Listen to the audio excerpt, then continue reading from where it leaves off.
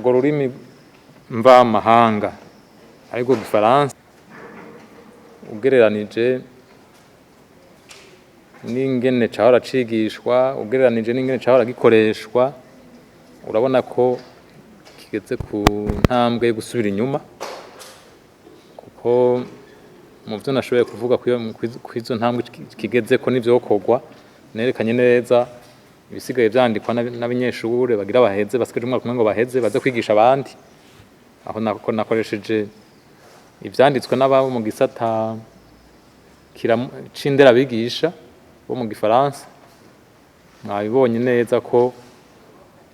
harimwo utunenge tari duke. Uriko wigisha ururimi mvamahanga mu bantu basanzwe bafise ururimi rumwe bakoresha bahurirako, hariho ibintu bimwe bica bigorana kuko baba bafise ururimi bahurizako bavugamwo, ariko umuntu yize ururimi mvamahanga bafise indimi nyinshi usanga badahuriza ku rurimi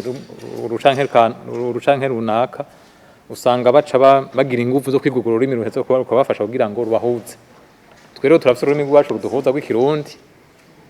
iyo turiko turiga rero ururimi rw'igifaransa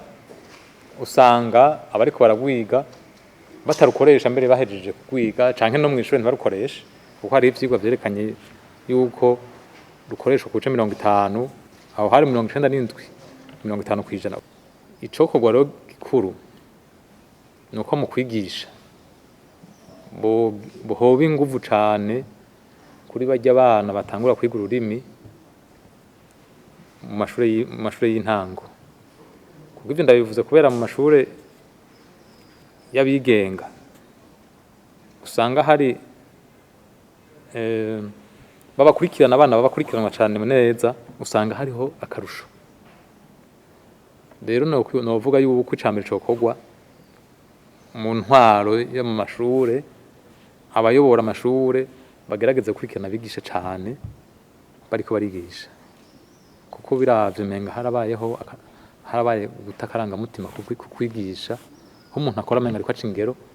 acunga kw'isaha ihera, acunga ko diregiteri ko ahari canke acunga ko umuyobozi ahari, acunga ko ata muntu yoba ari hafi ariko aramuraba, bagacungana ku jisho. Ikindi nk'ibi vyo gusoma navyo vyofasha kumenyereza abana gusoma bakiri bato, kuko ivyo tumenya vyinshi dusanga tubikura mu bitabo. Kumenyera gusoma, gufasha abana gusoma